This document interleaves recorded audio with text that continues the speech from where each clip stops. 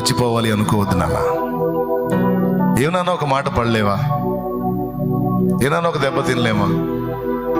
ఒక మాటతో, ఒక దెబ్బతోనే అంతా అయిపోయిందా?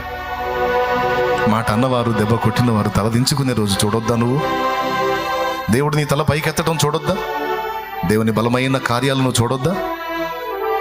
నిన్ను తృణీకరించిన వారు, నిన్ను చూసి నవ్విన వారు సిగ్గుపడే రోజు నువ్వు చూడొద్దా? చూడాలంటే నువ్వు బతికుండాలి కదా.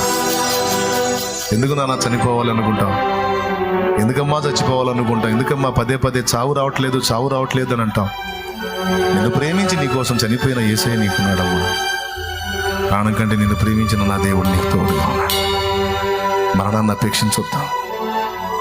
ప్రభా, బ్రతుకుతా, నీ కార్యాలు చూస్తా, నీకోసం బతుకుతా అని చెప్పు. యేసయ్యకి చెప్పు. ఆ తప్పుడు ఆలోచన ఇంకా చేయనయ్యా అని చెప్పు. ఇంకా అలాంటి ఆలోచనలు చేయనయ్యా అని చెప్పు.